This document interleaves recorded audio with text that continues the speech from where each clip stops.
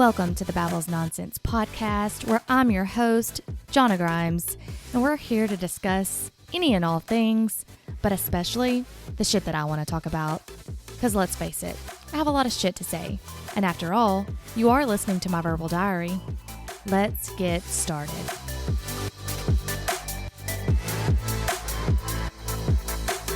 All right, everyone. I guess I should introduce the person on the we. This is Jill Falling. She is a parenting coach, and she hosts the Uplift Effect podcast. And we decided to kind of collaborate our podcast together because I think her podcast is great. And I think she thinks my podcast is great. I mean, it could just be a bunch of nonsense, but that's what it is. And we decided just to kind of join forces here because I think she's cool and I want to know more about her, because mostly my podcast so far has been about some badass women and entrepreneurship, and she's kind of doing that, but she's also been in healthcare. So I kind of want to know that journey, since everyone knows that I currently work in healthcare as well. So welcome, Jill, to the podcast. Well, thank you. I am so glad to be here. Very glad to be here.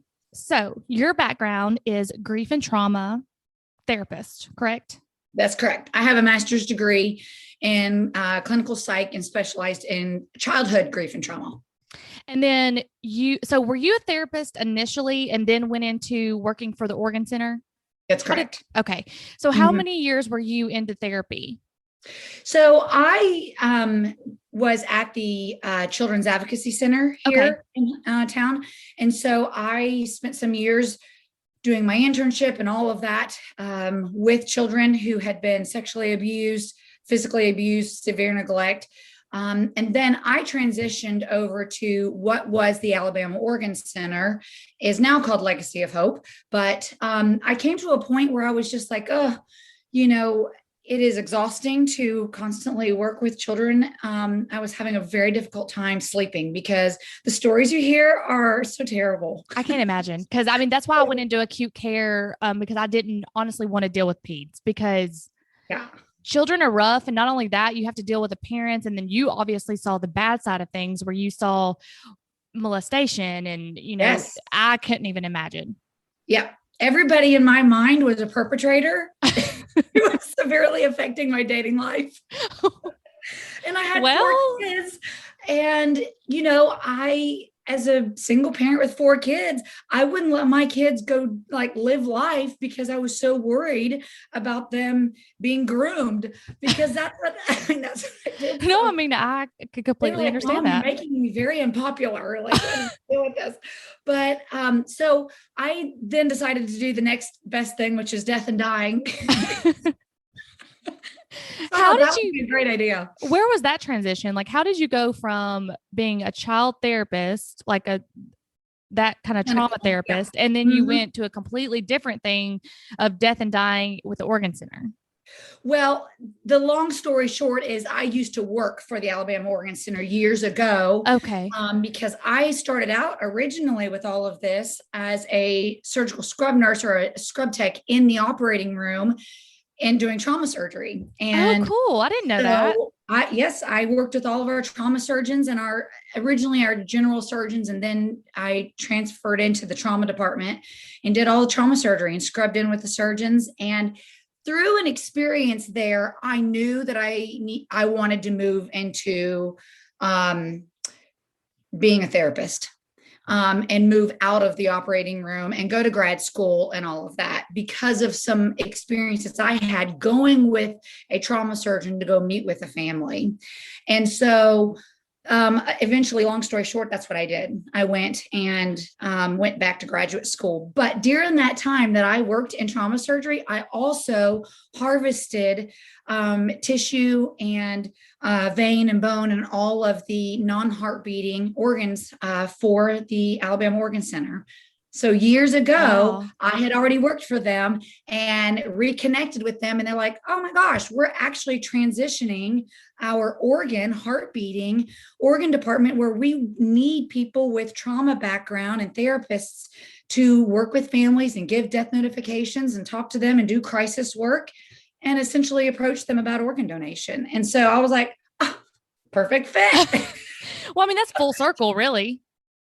It is, because the truth is that all the common denominator in those two things was I know how to have difficult conversations. Yeah. Like the worst conversations you could ever have, can you imagine, is sex abuse with a child, telling the parent of the sex abuse, talking to the child about sex abuse and doing the therapy, and then giving death notifications, telling a mom that her son is not going to survive this injury, and then asking for organ donation if they would be willing to consider that. I mean, after they just heard the hardest thing. Conversations you could ever have.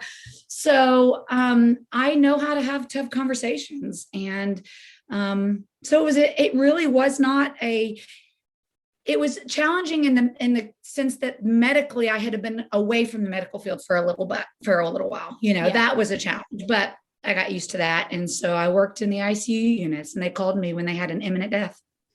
So how did that transition from, when did you quit doing the organ therapist job to starting this parenting coaching at the Uplift Effect? Because we started our podcast around the same time, I believe. Yeah, I so think how did that transition? So COVID happened. Okay. COVID happened, and we had some very difficult, obviously the medical community struggled with all of this, and that affected us all very, very differently. I had a series of events that happened in my job that I ended up needing to take FMLA. And so I did. And during that time, I was able to be removed enough to just kind of see some things differently and kind of get myself regrouped, and realized that it was time to leave, and I was ready for a change. And I really needed a break from death and dying. From all the bad things that you've heard in your life, you needed a break from that. That's right. I needed a break from really difficult conversations. So, because I moved straight in from the child abuse and sex abuse to right into death and dying, I had been doing that for 6 years. And I was just exhausted, and I was grieving. And there's a lot of secondhand trauma that happens when you do this work. And so I had a lot of that going on. So I decided to start my own. I was like, my goodness, what I love the most is helping children. And the best way to help children is to help their parents. Agreed. And I am a mom, obviously.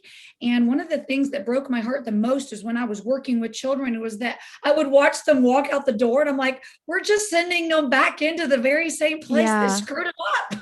Agreed. Why are we doing this? We've got to help the parents, and the moms are struggling. There's so many single parents, and family dynamics and all kinds of stuff. And we have got wounded children raising children. Agreed. And so I just decided, okay, if I'm going to make a dent in this world and I am going to help children, I have got to help heal families, and that's got to start with the parents. And so I just started with moms, and so I did. And the podcast just kind of happened because I was curious about it. And I was like, how great is it? I love public speaking, but public speaking without a public.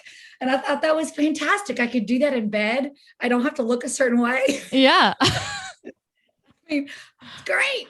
And so, my podcast makes no money. I mean, it's just something I do to help serve families and an extra resource. And I have no idea what it will become eventually, but I love doing it. That's amazing. That's how I met you. That's how we met. Great. But it's funny though, because you would think we would have met, because our paths have kind of crossed interchangeably. So you were at the hospital. What years were you in the hospital with trauma? Well, let's see. That was probably 20 years ago. Okay. Well, I wasn't there. Because I'm probably older than you. Well, I was just saying, because I work with the same trauma surgeons. I work in the ER. Yes. And then we actually went to the same gym. And I remember this. I remember telling you this story because I was like, right, I forgot about that. Yeah, we went to, I was like, once I saw who you were, I was like, wait a minute. I know this girl. She goes to my gym, because I used to vividly remember staring at you and being like, she is ripped. I want to look like her. I was like, but I've got to stop staring at her because this is creepy AF. Because she is going to notice. That's why I remember going, you might know me because I was creepily staring at you in the gym because you were ripped. And I was so jealous. I was like, I want to be that ripped. Well, I was competing, which was probably my that was my legal self-help program. Yeah. And so I was always running ultras, lifting in the gym quite a bit. And I just got this wild hair one day. I was just like, well, I wonder what would happen. I can put muscle on really easily. So I was like, I wonder what would happen if I just really dropped back on so much running, so I'm not burning so much muscle, and try to just do this. I had several people say, you really should compete. And I'm like, oh my goodness, like I am not wearing those high heel shoes and all of that glittery stuff and that bling. That is so not me. And I have 4 kids. I am not dressing on that stage half naked and bending over. Yeah, sticking your booty out the air. Like, are you kidding me? And so I discovered that there was a division that you don't have to wear those shoes, because there's no way I would wear those shoes. I didn't know that. And so, yes, I competed in women's physique. So you had to be bulkier, you had to be thicker, you had to be really cut. Okay. And you can't be that cut if you're in bikini. Okay. And I striate really easy. I cut really easy, but I had to work on the bulking part because I was running so much. So I had to quit all that running in woods crap. So I dropped my cardio tremendously and started lifting really heavy. And it just worked out. I competed in 2 shows and won them both. And, here I think you that's are. when yeah, here I am, having been to the gym in 8 months. Oh, stop. But no, I think it's great because like, even when you reached out to me, this was before my episode with Val, where at the end of it, I said, I would love to have a therapist or someone in the mental health department on my podcast, because I know this is different, but I feel like all therapy in a sense is the same. I know you specialize in children, but coming from an emergency room and how me and Val were talking about, there's a lot of us in the healthcare field on antidepressants and things like that. Like, why is that?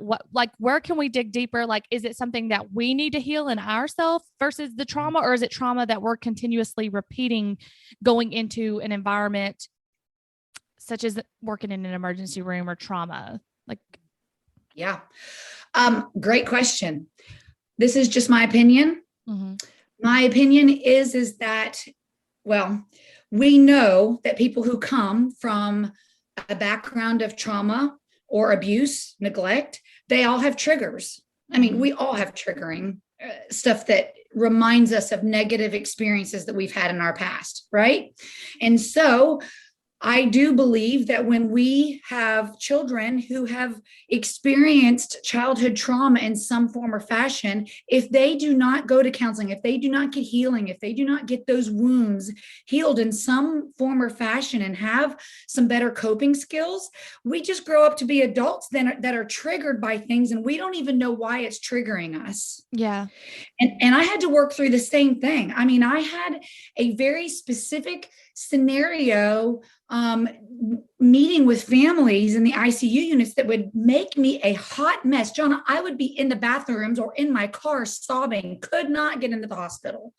And I was like, what is my crap? Like, I got to get it together. This mom is waiting on me to come and meet with her. Why am the 5-month-old baby didn't bother me, but the 13-year-old with a self-inflicted gunshot wound was wrecking me. Yeah. And I could not figure out what the problem was. I could do babies all day long. And I had to figure out what was triggering me. And I could have very easily been on anti-anxiety and antidepressant medication and all of this. And I just chose, there's a time and place for those things, sure. But I chose to go get help and to go get my own therapy to figure out, why is it that this certain type of scenario is constantly triggering me? And here's the thing, it was making me very paranoid, because when my phone would ring, I didn't have an idea as to what type of case was bothering me so bad. Yeah. So I felt on edge all of the time and anxious all of the time. And when my phone would ding with another referral and a nurse calling me from the hospital, I would be in panic mode. And then I would have a sigh of relief. And it was like, 5-month-old baby, 63-year-old male. Whew. Like, those didn't bother me. What I discovered through counseling is that anything that was close to a circumstance that I could see myself in, a mother who had a 13-year-old child. I am a mother at that time who had a 12-year-old child who had 15, 16 18-year-old children. And I made the connection and realized I was being triggered by working with a mom who I could see myself thinking I could be her one day. Gotcha. That makes sense. Give me anything, God, but don't give me that, Yeah. And so we all have triggering from something. And for a lot of people, it's their background. It's something that sounds like or rubs too close to a background of unhealed wounds. And so I do think, especially in the ER, especially when you see a lot of death and dying and suicides and overdoses and you see families coping skills and you see the neglect and the dysfunction in family units, that can be so triggering. Even if it's not your patient, if you see how the family's interacting with them, that can be triggering. Well, I mean, I know How I talked does to that treat you can be triggering. yeah, like I've talked to my friends about it because my personality is very different. I've obviously worked in an emergency room now for 11 years. So my personality, wow. Yeah. So my personality is very different than when I started. So I used to be very shy. I didn't like talking to new people. But then when I go into this job, that's my job to talk to people, to know people, to educate people. Number one, that's my job. I have to do it. It's very different than I have to, like I'm sitting at a coffee shop. I have to go talk to someone next to me, right? It's very different. So people who don't know me don't know that I suffer from social anxiety outside of work because again, this role, I put my uniform on, I've stepped into this role and this is who I've become. But my friends, it's hard, I can't turn that off sometimes. So like I'm I have to be, like you said, we see things a lot, death and dying. Like I might open a curtain, somebody might be dead behind that curtain. And I'm saying, hey guys, what do y'all need? Okay, I'm going home.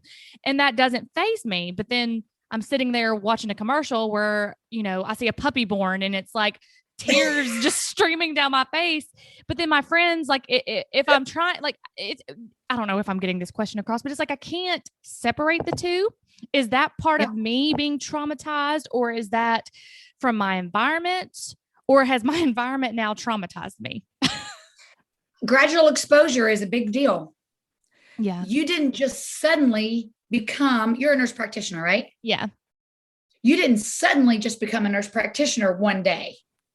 It was a process of gradual exposure. Over time, you were exposed to the material. You were exposed to the word death and dying. And then you started to interact with the medical concept and the medical language. And then you began to see flat EEGs or EKGs. And you began to see what somebody looks like in the dying process. And then you saw a trauma, and then you saw somebody bleed out. And then it's gradual exposure.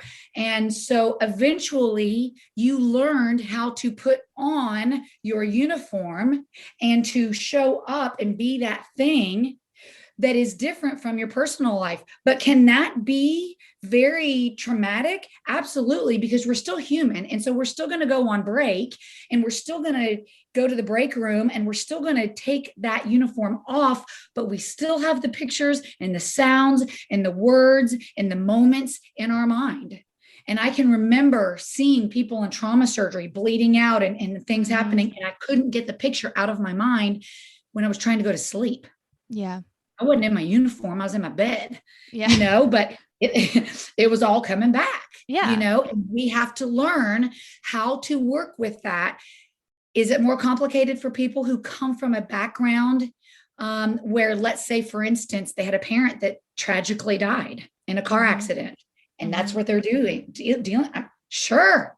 Of course that is. They've got to learn how to work with that. And it's very complicated. It makes grieving very complicated. It makes your job complicated for sure. Yeah.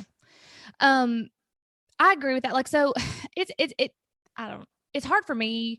Like, a lot of people don't know. So my dad did tragically pass away when I was 10. He did. He was actually in a car wreck. There was a guy that was trying to commit suicide, and he ran across 4 lanes of traffic and hit my dad head on in a car crash. Oh, God. Now, I don't even think that we talked about this before. And so we haven't. So perfect example. Yeah. Like, so that's why, like, me and Jill talked about this. I don't like to write things down because I just want it to be an organic conversation, because you never know where the conversation is going to go. But yeah, so that happened when I was 10. but I Okay. feel like it didn't affect me.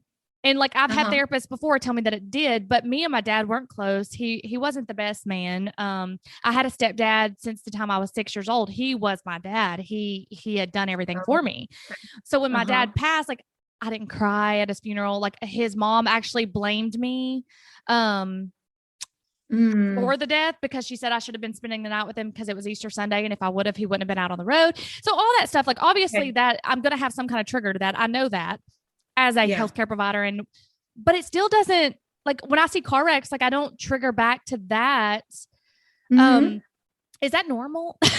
Yes, absolutely.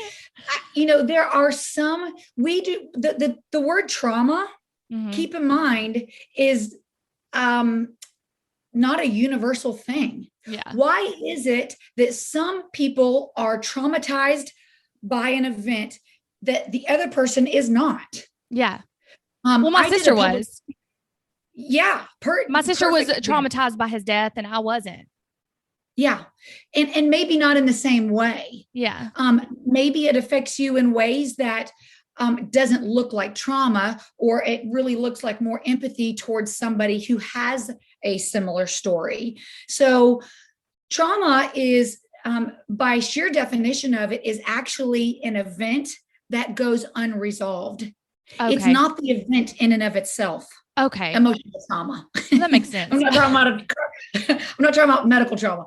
I'm talking about emotional trauma. It Okay. is actually not the event. It is an event that is left unhealed or is scarring. And two people can experience the exact same event, and one person is traumatized and the other person is not. Yeah. Agreed. We do not know why that always is. It is different personalities, it's different coping skills, it's different backgrounds. I know a husband and wife who lost a baby, and the husband was very traumatized, and the wife really wasn't. Okay. That seems kind of bizarre, right? Yeah. But their coping skills, their background, what exposure they had had to death and dying previous or not. Was this their first time, or had they built up some resistance to death and dying because they had seen it multiple times? So I was always very shocked when kids would come in. I would be like, oh, this kid's going to be really traumatized and have big trauma responses. And they're like, nope, this is what happened. Let me tell you all about it, Miss Jill. Yeah, because like I obviously went to therapy for it, and my therapist always tried to tell me, but that I would be like, I don't feel affected by it. And they'd be like, but you are. And I was like, okay, but I don't feel it. Yeah. And I always thought something was wrong with me because my therapist was telling me that I should be affected by it. And not to say that all therapists are created equal. You have to find that person that like you might not jive with all your clients. You just have to find that balance with your people that you're like, this is my person. I feel connection here, and I feel like I'm growing and learning. So obviously, like I kind of got off on a tangent there, but like, so, um, That's if why this is called nonsense. it is. And so if I come into like say this stressful work environment and I feel it whole, but now I'm involved and like I love what I do. I love being in an emergency room. I don't see myself going anywhere else, but I still can't get through that stress. Is that when it's okay for medication, or is that when you're like, I don't know, you might need to find another job? Well, I think that there are times when medication is necessary. Yeah. But I like to think of it as a small bridge to a bigger bridge, Mm-hmm. right? When a traumatic event has happened, do we sometimes need some help to get us through to a place that we can even actually go to therapy if we felt like we needed it? Yeah. To where we can even just bring down some of the anxiety or bring down. I mean, I've had to be on medication before because I just would be like, start crying and I Mm-hmm. couldn't stop crying. Mm-hmm. And I didn't even know why I was crying. Yeah. I do that a lot.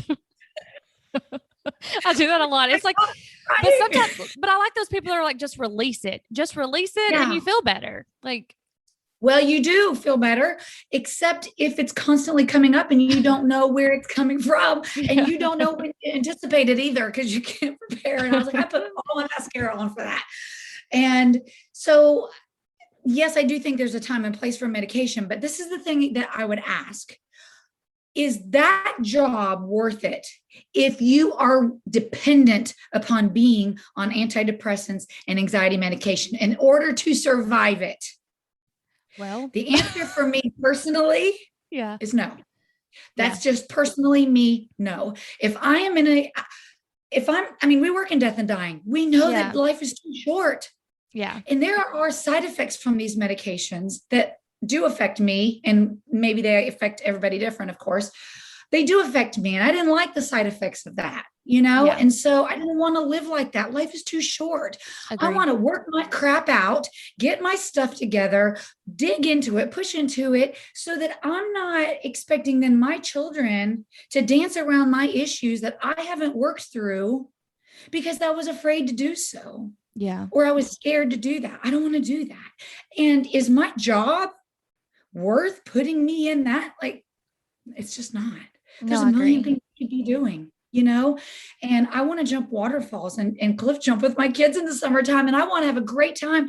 And I want at the end of my life, because of what I experienced through being with families in their last moments of life, like I want my kids to say, Mom lived big. And that's not what we were doing when I worked at the advocacy center. I had us all in like bubble wrap. We were not living big. Well, I mean, I yeah, had like them you all said, bubble wrap. you're a product of what you were coming from. So you were seeing molestation of a lot of children. So you saw that everywhere you went. You were like, well, are you? Are you? Are you? Are you? Yep. So do Yep. you feel like you got, I don't know how to word this. Like, so obviously everyone has trauma. I mean, we all have a Mhm. story to tell. And I Yeah. feel like depending on what you do with that story either makes or breaks you. That's how some people break out into this great thing. And then that's how other people go down this road of like drugs, alcohol addiction. Like we all have that choice, right? And That's correct. obviously I do believe that addiction is chemical and it could be part hereditary. So maybe that Sure. choice is easier for you. And I completely am not Mhm. saying that you chose wrong. Like if people did, I'm simply Yeah. saying like, do you think that you had some trauma that you had to work through when you chose to be a therapist? And then when you became this trauma Mhm. therapist, did you see that within yourself going, wow, I didn't realize Mhm. I had all this trauma within myself? Yes. I had a therapist one time say, so why do you think you chose to become a therapist? Well, because I recognized from being in therapy for off and on for many years how helpful it really was. It gave me my life back. It gave me freedom back. Um, one of the things that happened early on when I first got married, just before I got married, 2 weeks before I got married, my 7-year-old cousin passed away Oh tragically. gosh. And I was there when she was born and was very, very close with her. And she passed away 2 weeks before I got married. And then, so I got married and was really, really then in the midst of some deep grieving. I mean, she was 7. That's just terrible, right?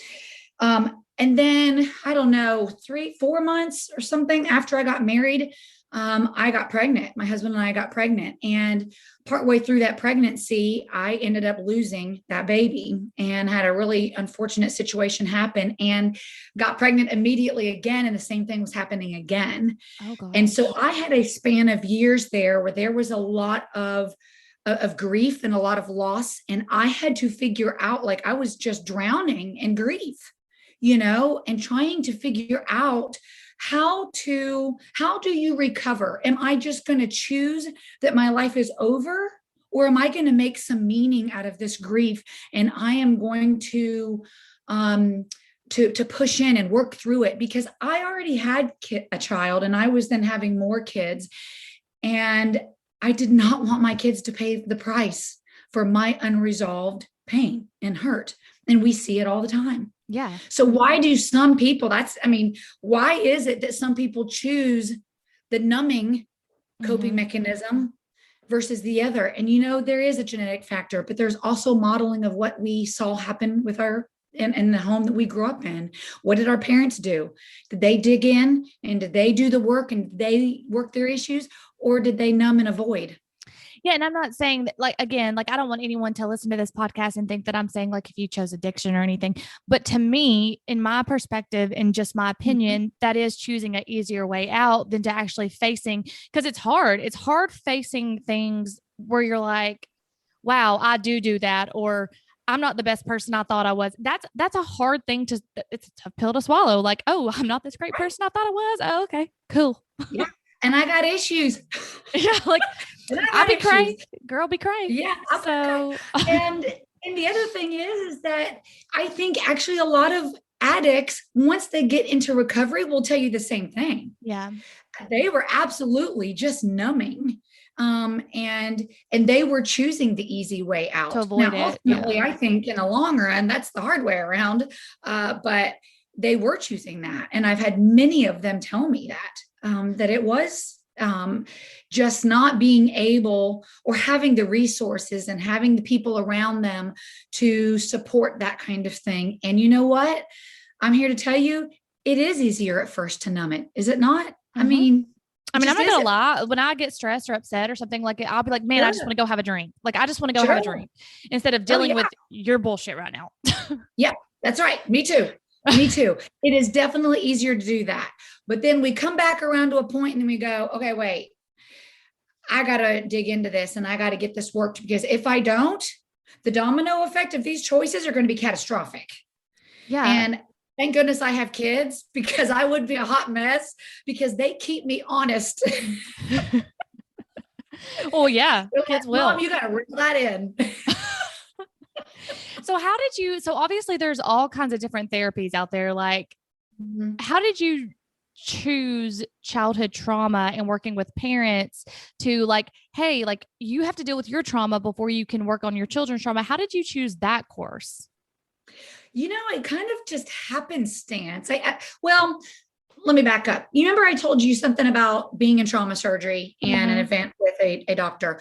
Um, Briefly, that story is that at that time, I don't know if they still do this now, but the trauma surgeon after surgery would go out and meet with the family. We had a very young girl that fell off of a bicycle and hit her head just in the right place and ended up with a huge brain bleed and skull fracture and whatever because she hit the curb just right, and so on her temporal part of her head, and she ended up coming into trauma surgery real quick. And so and she was in a bad way, and she survived and has a remarkable story. But when the trauma surgeon went out to go meet with this family, it was late in the middle of the night. This was a young family. I had asked him, and he always wanted a staff person to come with him, and I was like, oh my gosh, I've never gotten to go do that. Can I go with you? I'll come back and clean up the room later. And he said sure. So I went in with him to go meet with this family. They were very, very young, a couple, obviously devastated. I mean, just a small little fall on a bicycle. She had training wheels and she just tipped over, and it happened right before their eyes, and they thought she was okay, but 4 hours later she wasn't. Mm-hmm. They had no support. It was a holiday weekend. It was in the middle of the night. And so he talks to them. He's like, I don't really know what the outcome is going to be. I mean, at that time we didn't. Yeah. And so he gave them a poor prognosis and then gets up and he's like, okay, we're done. And he walks away. He's like, come on. And I was like completely paralyzed. Like, how do we There just was no, leave? I mean, it's like 3 o'clock in the morning. Yeah. And I just was completely paralyzed. And I remember like it was yesterday looking at him going, I'll be back there later. I am going to have to stay. Mm-hmm. And and he said, okay, do what you got to do. And so I stayed with that family, that husband and wife. And I was like, can we call and get you some help? I mean, who can we call? Can I call for you? Do you understand what was just said? Mm-hmm. Can I answer any questions for you? I mean, they were in total shock, and they didn't even hear half of what he said. They Yeah. needed it repeated like 3 more times. And they needed somebody to help call their family because they couldn't even get the words out of their mouth yet. Yeah. I could help fill that gap and serve this family. And I knew right then and there that I was called to do something else. Like you can go do all the brain trauma and you can do all the belly traumas and all of that stuff. And that was so fun. But once you've seen like 5, Mm-hmm. you've seen them all. Yeah. But I could serve in this way that I knew it was just a huge shift. And so I was like, well, my next chance to go to graduate school, all right, I'm changing courses. And so eventually that's what I did. But it was because of that moment. And I ended up with an internship at the Children's Advocacy Center, and I learned trauma-focused cognitive behavior therapy. That's awesome. And it changed everything. And so it's still what I do to this day with moms. I do TFCBT with them to then help them so that they are less reactive, less triggered, and are more empowered and more confident in their parenting. That's amazing because I don't know. My sister doesn't listen to this podcast, so it's fine. I think that she could benefit from this because I feel like she has suffered from a lot of, like my dad's death that I don't think she's necessarily quite dealt with yet. Uh-huh. And some other things that she's dealt with growing up. And then she had a child at 17 years old. Definitely not ready to raise a child when she was kind of going through her own shit at the same time. So she would be a perfect candidate for you, for sure. Well, the thing is that my story isn't all that different. I had a child very young in college, and then got married and had several more back to back. Of course, some losses in the midst of that, and raising kids is not easy. I mean, they don't come with a book. They don't come with instructions. So why I don't have them? They're too hard. Listen, my second podcast, the title of that podcast is "It's Not a Cabbage Patch After All," and it is the story of me delivering my firstborn and in the hospital sending me home. I was like, "You're going to send me home with this kid?" Like, Lord, I don't even know how to feed him. I'm sure I'm supposed to keep him alive. And I was like, I only know about Cabbage Patch Kids. You wonder, it's like amazing how humans keep people alive, right? So like, I feel like when you see dogs, or like I live out here and there's cows and they just know what to do with their animals, and like they only have to worry about like people hunting them or killing them. You don't have to worry about all this like childhood trauma. Like, what childhood trauma is a cow gonna have? Oh my gosh, the trauma of trying to breastfeed. Holy crap. I was just like, everybody tells you. And I mean, that episode is just funny. Not all of mine are funny. Yours are way funny. Mine are a little bit more serious. See, mine are not meant to be funny. Like, I literally am being serious, and people are like, yeah, but that's funny. And I'm like, but take me seriously. I just want to be heard. You are very funny. But that one was funny because I was just like, everybody told you it was the most natural thing ever. And I call the nurse's button. I'm like, I'm choking it in here. I'm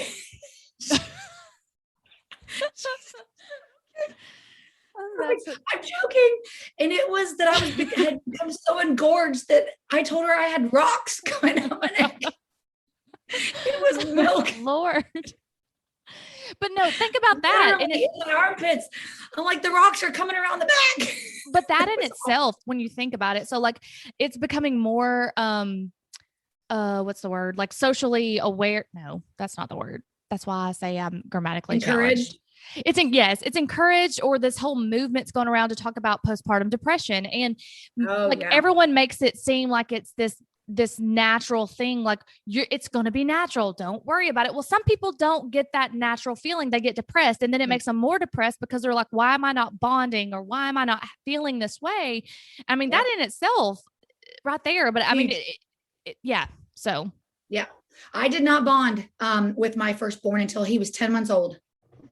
And I knew in that moment, okay, we're here, but it took me a long time. Now, I was young. I was not prepared. I wasn't expecting to have children. So I had some things I had to work through, and it's not that I didn't love him, but I didn't have any feelings. I was just numb and in shock, trying to figure out how to keep him alive. And he was crying, and I don't speak crying.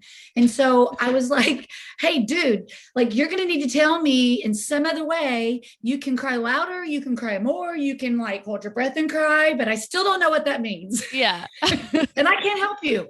So if you would just like calm the crap down and tell me what it is you need, I'll get it. And it doesn't work out that way. Babies don't do that.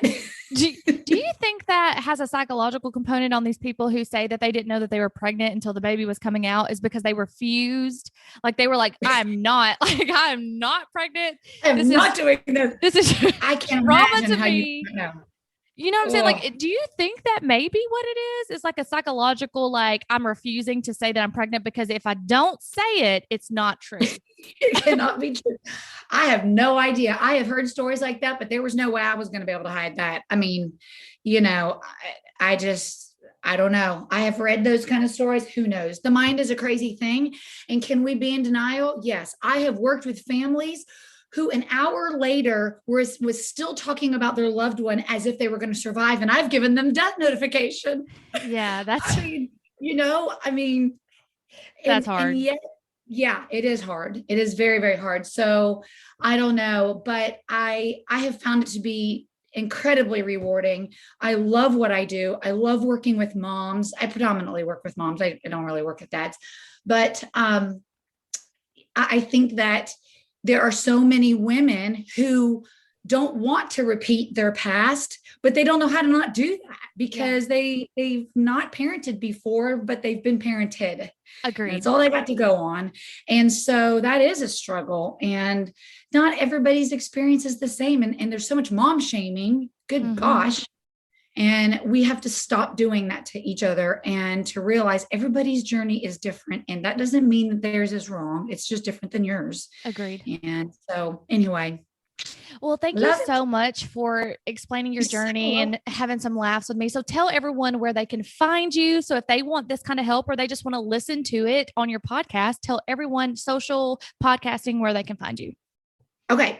So my email address is my name backwards. So it's falling, just like falling down. So it's falling.jill@gmail.com. You can always email me, but you can DM me. I'm on Instagram with Jill Falling, and on Facebook, of course, I'm probably there more often. I have a mom's Facebook group.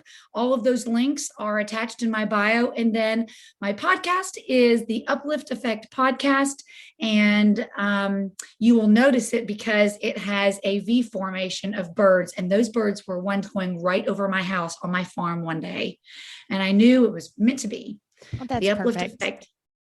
I'm so glad you got to be on my podcast. I could talk to you literally all day because I think you are a blessing. Seriously. Thank you so much for having me. Come on. And I have looked forward to this because laughter is so contagious and I need laughter in my life, and just people who see the world in a funny way, even if it's just in dry humor. I mean, it's fantastic. You know, that's definitely what I have is dry humor. I am not calling you dry. I'm calling myself dry. I have dry humor for sure. Like it falls short a lot of times. And I'm just like, well, that's what it is. That's what it is. But so I totally appreciate it. And I have loved being here. Thank you so much for having me.